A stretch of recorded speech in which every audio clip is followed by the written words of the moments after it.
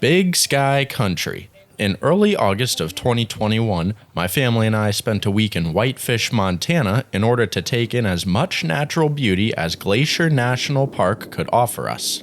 By a divine stroke of luck, our Airbnb was right on top of BNSF's Whitefish Yard, with the kitchen window and back patio providing excellent spots to watch the endless parade along the Northern Transcon.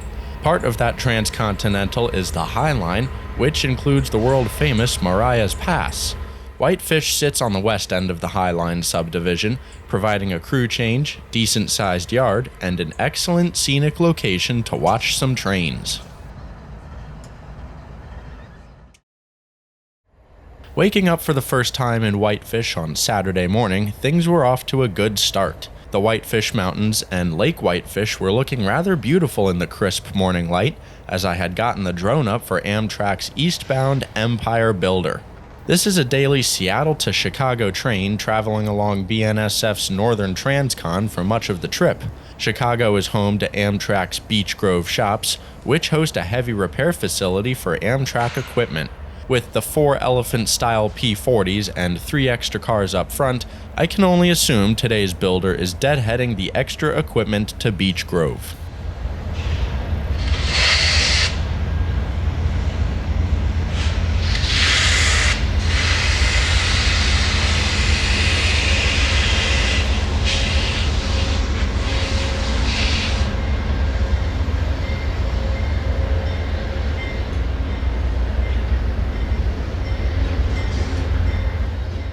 Not only was there a decent amount of deadhead equipment, but it came in the form of an Amtrak Heritage engine and 2 private cars. While the Phase 2 HU was sweet, the highlight of train P008 was 2 Northern Sky charter private cars, the Northern Dreams and Northern Sky. As Train 8 pulls into the Whitefish station, you'll notice a Great Northern locomotive sitting on display just below the stopping train. Nods to the GN are abundant in the region, with everything from shops named after the railroad to the logo painted on the side of thrift stores. Why then does the GN deserve all this attention? Well, because they founded Glacier National Park, and therefore made this part of Montana everything it is today. Back when the railroad was cutting through the Montana Rockies, GN employees took note of how beautiful the region was. The Great Northern opened up Glacier under their ownership and operation until the railroad successfully petitioned to make the land a national park in 1910. Since then, the region has flourished both in tourism and consequently rail traffic, although freight far outweighs passenger in the modern era. I've never come across a region so fond of their railroad routes, exemplified by multiple reminders, including this Shea locomotive outside Columbia Falls. It's on a lifetime loan to the city, sitting about 35 yards south of the main line.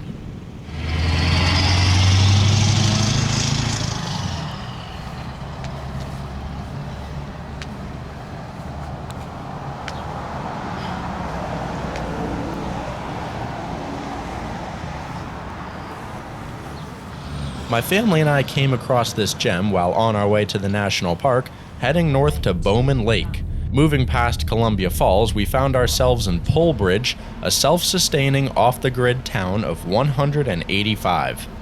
The unmaintained dirt road through Polbridge is the only way in or out of Bowman Lake. The road gets more narrow the farther along you get, but the drive up the mountain was pretty cool. Today was our first day in the park, and wow, we were already spoiled with views and wildlife alike.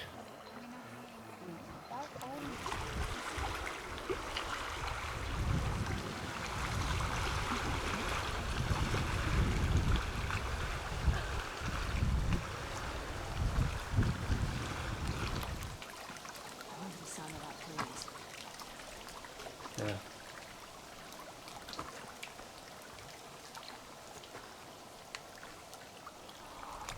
Oh my gosh.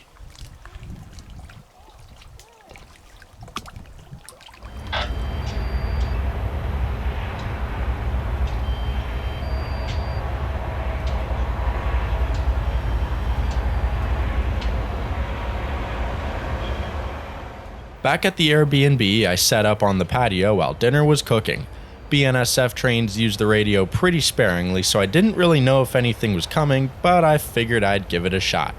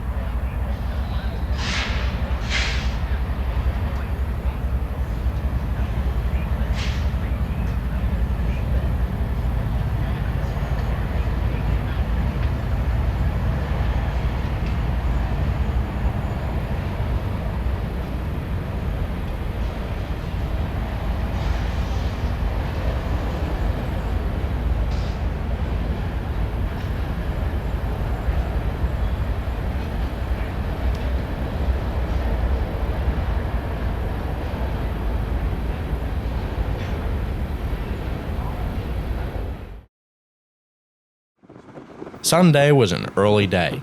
We left Whitefish around 5 a.m. and found ourselves winding through Glacier an hour later along Going to the Sun Road. My stomach was in my throat, but the view was amazing. After negotiating Sun Road in one piece, we were safe and sound at Logan Pass, mentally prepping ourselves for the 14-mile hike that lay ahead of us.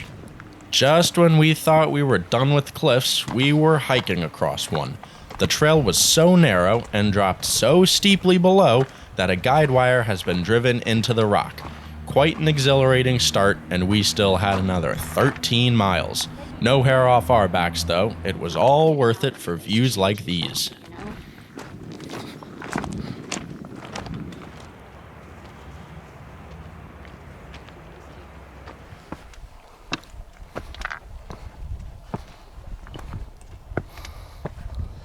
The climb turned into more of a battle with gravity as we neared Grinnell Glacier, one of the national park's biggest.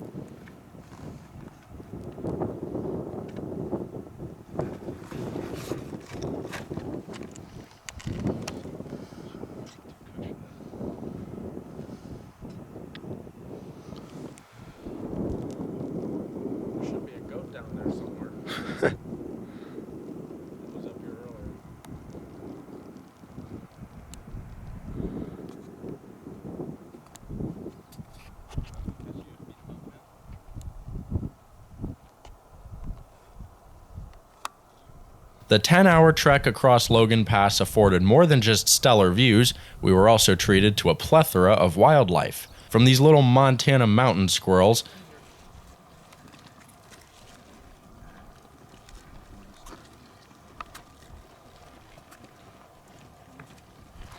deer without a care in the world,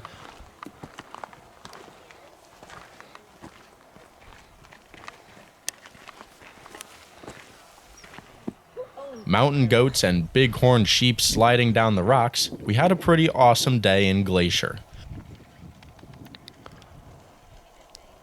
While the majority of the day was spent on foot, I, of course, found time for a train once back at the house.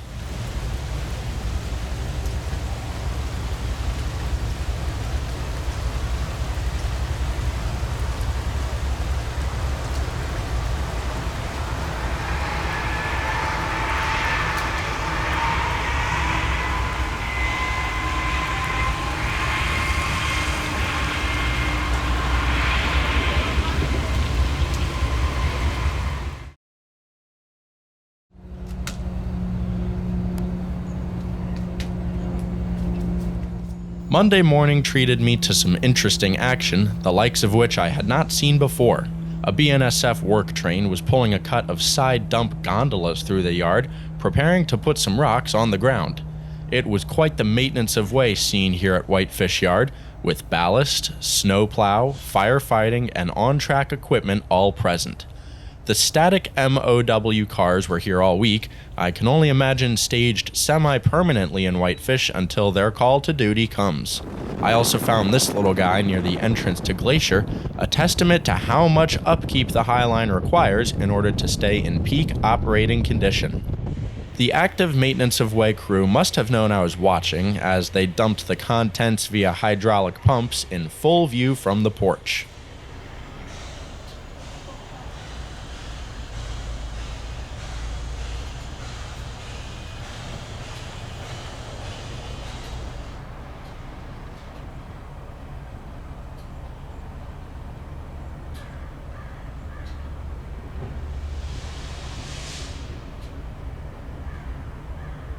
We had a rafting adventure scheduled for Monday afternoon, after which we hung around Glacier for quite a while.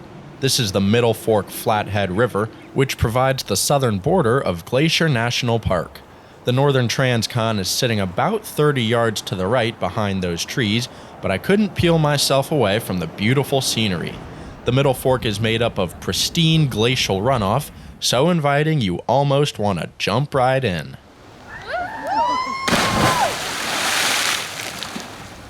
Later in the afternoon, we had stumbled upon the Whitefish Yard Power performing some switching duties. These weren't any old switching duties, however. The crew was kicking cars. It was pretty neat to watch, especially with 2 BNSF Jeeps doing the honors.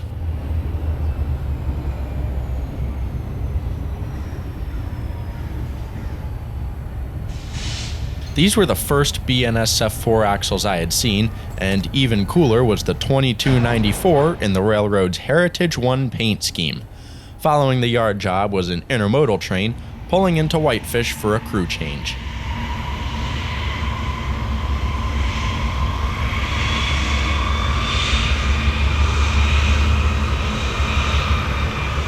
The hodgepodge assortment of containers tells me this was an international train, as opposed to the makeup of domestics such as JB Hunt, UPS, and Schneider.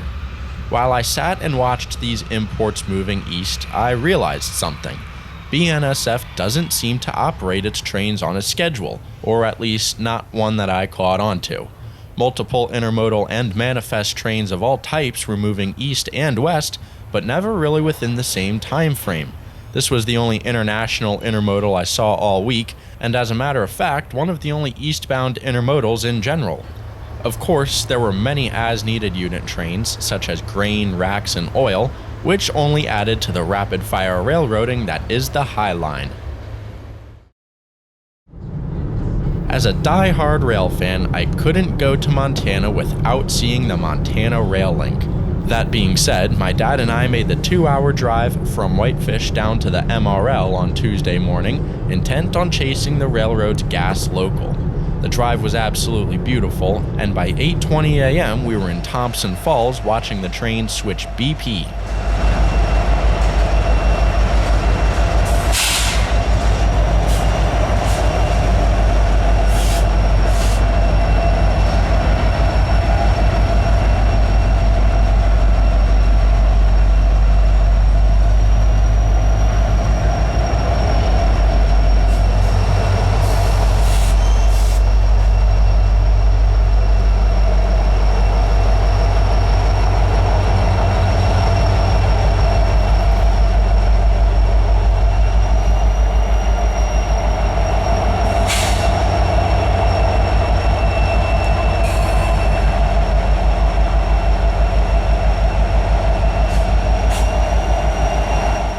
Thompson Falls is the western terminus of the gas local, a crew of which signs on at Missoula 4 a.m. and 4 p.m. year-round.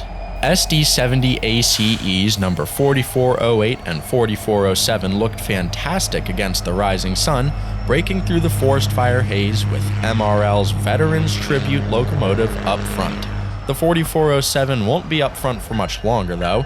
as the inbound tanks have been spotted, and the outbound train is now ready for the trip back to Missoula. This requires the two aces to pull past a turnout behind me and run around their train in order to put 4408 on point for the run east.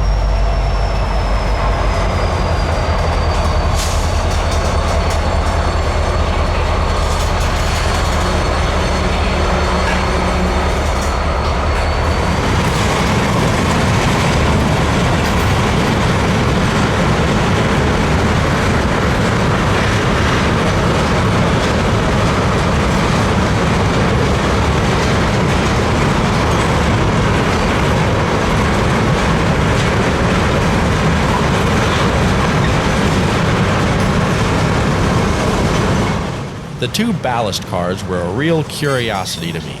During my research on the gas local, I hadn't seen anything about ballast cars in the consist, but oddities like this make the chase all the more interesting.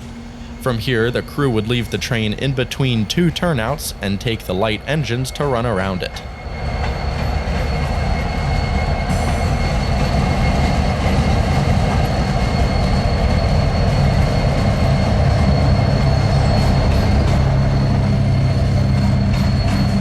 You might be wondering what the big W on the side of 4408 has to do with the MRL. Turns out the Class II Railroad is a subsidiary of a larger corporation, the Washington Companies.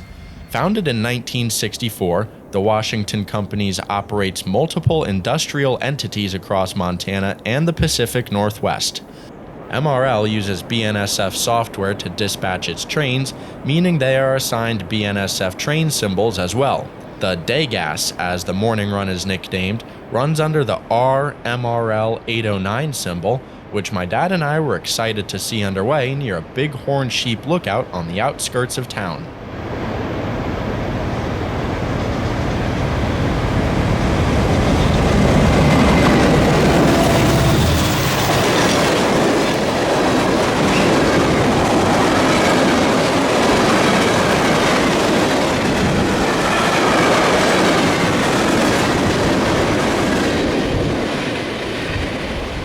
And to think I thought this would be an easy chase. The train was sprinting, giving us a run for our money at 65 miles an hour. I had picked out plenty of spots along the line, but was forced to reconsider on the fly.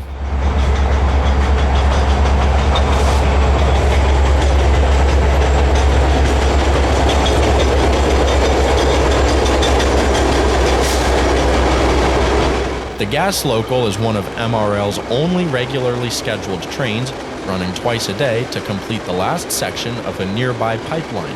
With BP in Thompson Falls and the pipe beginning in Missoula, the MRL has taken great advantage of the discrepancy by way of their gas local. You can set your watch by the train's departure out of Missoula, giving rail fans many chances to watch this neat regional railroad traverse some beautiful vistas. Between the looming mountains and the parallel Clark Fork River, I was having a blast chasing the MRL and beyond happy to watch it navigate a scene of this natural magnitude.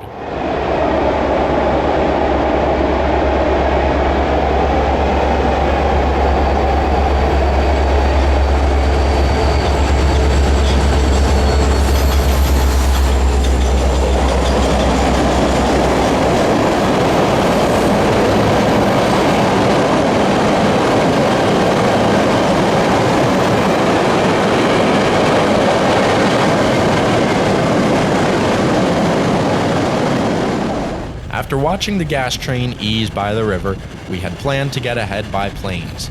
The track speed was faster than ours though, and instead treated us to a pace of the beautiful EMDs.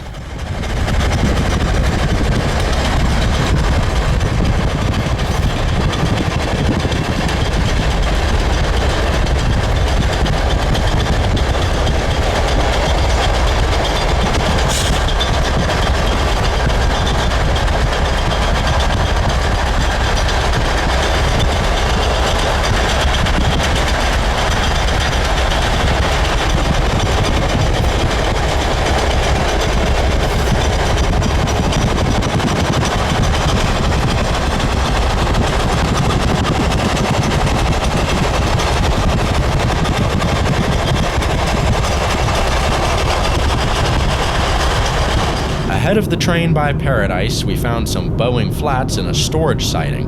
MRL allows BNSF trains over their network, a contract which apparently includes storage rights. Rail link trackage splits in Paradise, with the 4th subdivision carving a steep path downgrade into Missoula, while the 10th subdivision offers a more gentle and winding way to get to Montana's Garden City.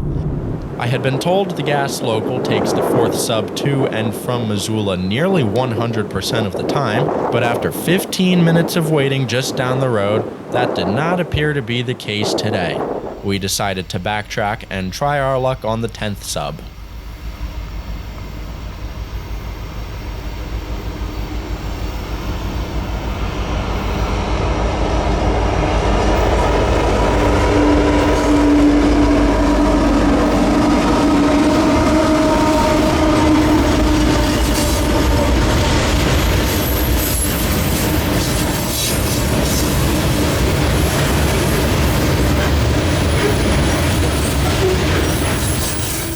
Not exactly what we had in mind, but sweet. A BNSF ace is always a welcome sight to me, especially leading a coal drag under the big sky.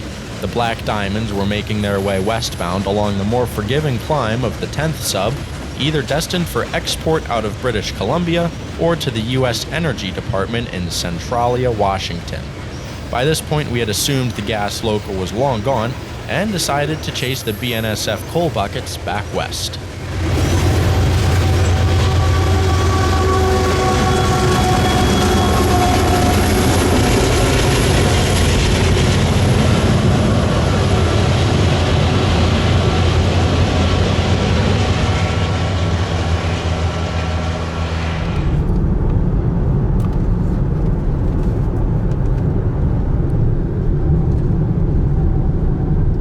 We were having an awesome chase through the stunning Montana landscape and pulled off just in the nick of time back on the 4th sub alongside the Clark Fork.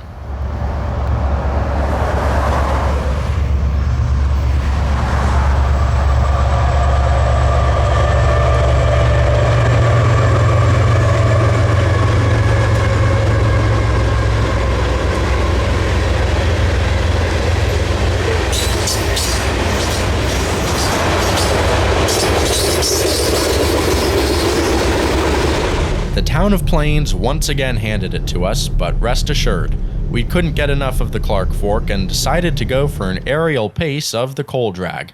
Between the scenery and subject, coupled with haze from the forest fires, I was thrilled with how this scene came out.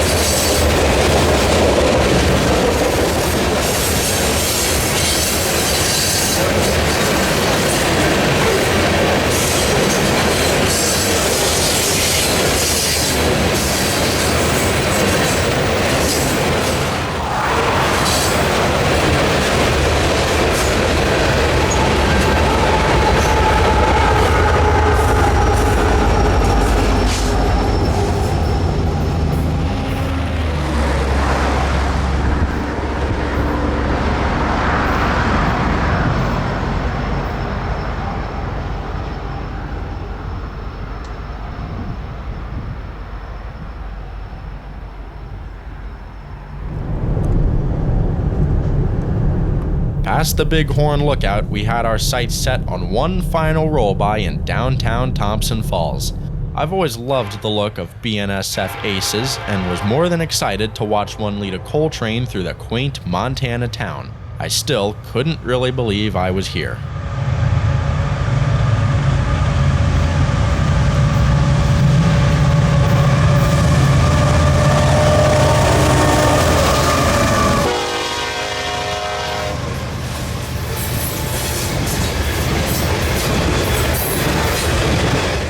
The whole morning had felt completely surreal to me, my dad and I chasing the MRL and a BNSF coal train through beautiful Big Sky country.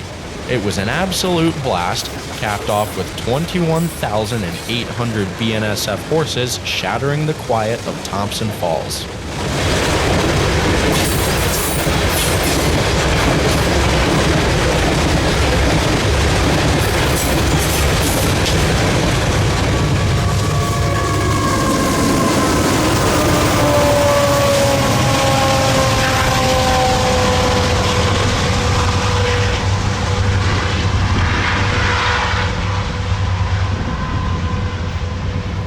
Watching the DPUs race into the haze was bittersweet.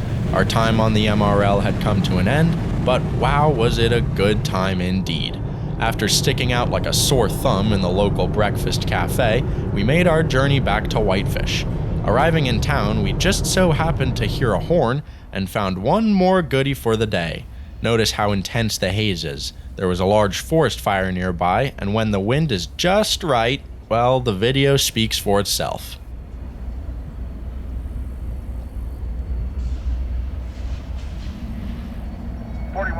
Good roll by on the release.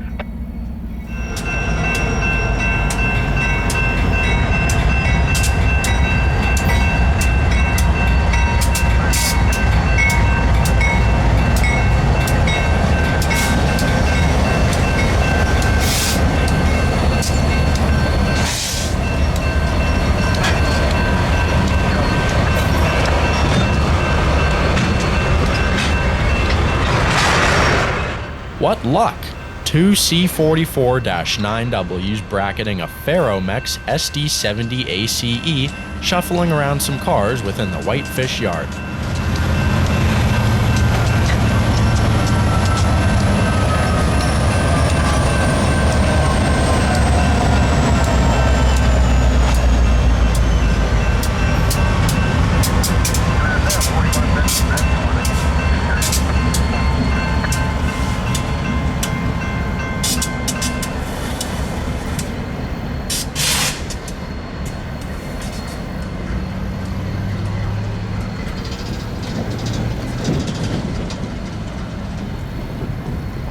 An excellent way to end an excellent day. The Big Sky was treating us quite well on this family vacation. Speaking of Big Sky, take a look at this. It was just another Wednesday in Glacier National Park, and we were hanging out on the east end of Sun Road, overlooking Wild Goose Island. This is the St. Mary Lake, one of 762 lakes within Glacier's 1 million square miles. Dad, is this an unsafe spot for me to be standing? While we were busy looking at the water, this guy snuck up on us.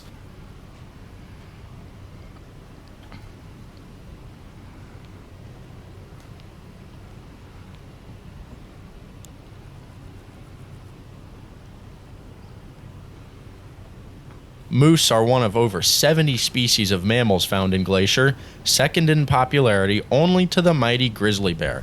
I kid you not, we saw these two about 20 minutes apart. Mother Nature was answering our every call today. Brown.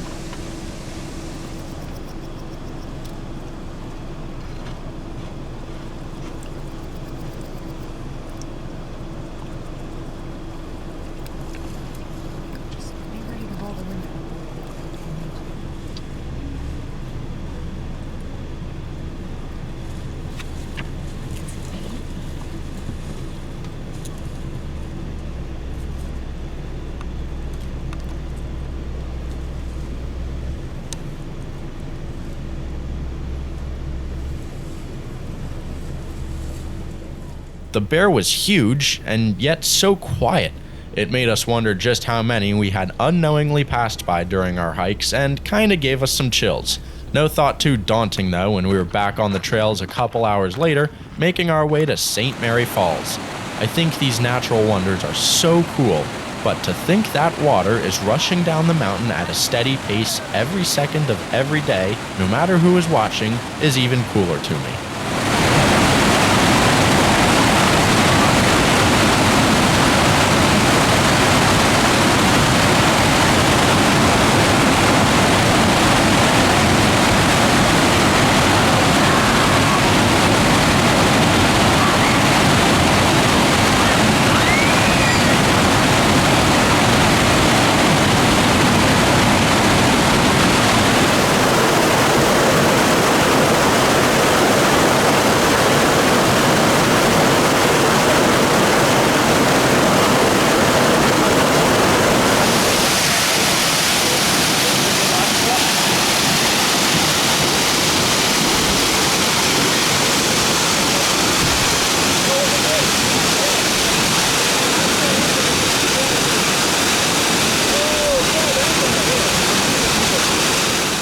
After spending about 10 hours in the park, we watched the sun set through the mountains on top of Logan Pass.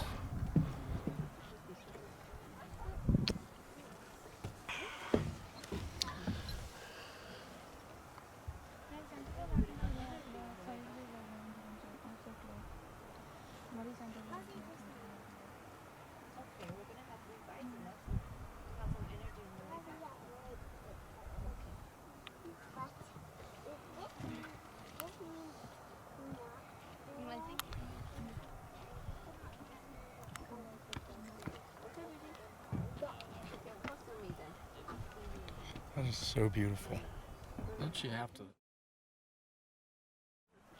Thursday brought more outdoor activities, this time downhill mountain biking on Whitefish Mountain. It proved to be just as tough as us Floridians expected it to be, and left my sister and I with some nice scars as a memento. Feeling pretty beat up, we had a low-key evening that night, and I decided to hit the Whitefish station for a bit.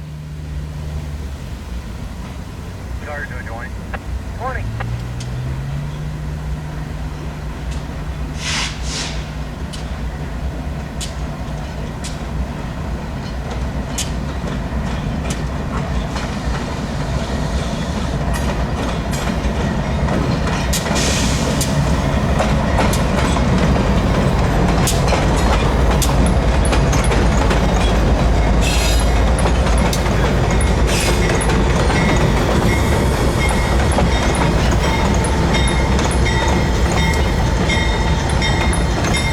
BNSF 732 is still in its as-delivered war bonnet scheme, which has a pretty neat backstory. This particular batch was ordered just after the Burlington Northern had merged with ATSF, but the newly formed company hadn't developed a paint scheme yet.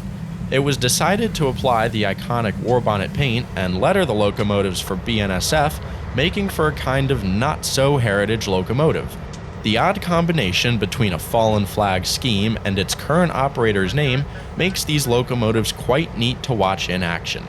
Whatever this train was appeared to be wrapping up for the day, just as an empty crude oil train was coming out of a crew change at the adjacent yard office. The one-unit wonder SD-70 Ace was a neat addition.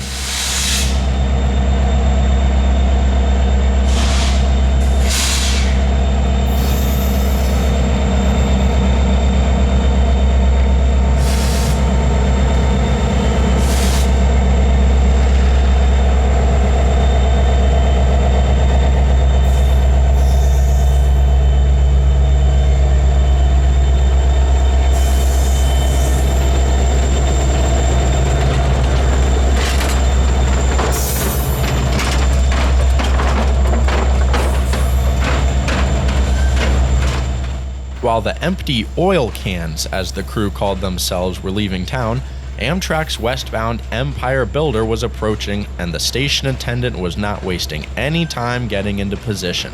These cans are presumably heading back to the Balkan oil fields of North and South Dakota, which BNSF primarily exports out of the Pacific Northwest. They weren't on their way just quite yet, stopping in order to let P007 clear the main into its station stop.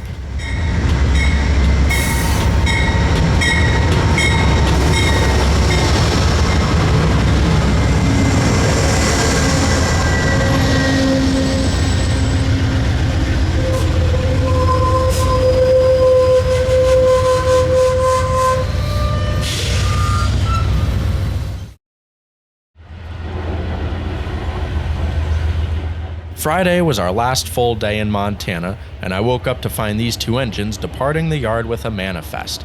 I thought these road numbers looked pretty familiar, and realized where I saw them once the DPU came around.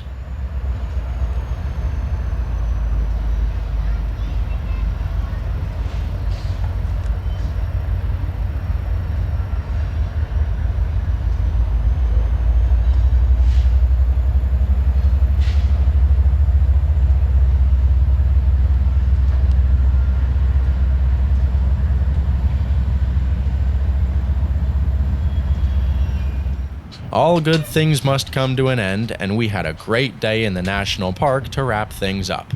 I had an amazing week, hanging out with my family and exploring one of the most beautiful regions in America together. Thanks for rail fanning and sightseeing with me today. I hope you had just as much fun in the gorgeous Big Sky country as I did.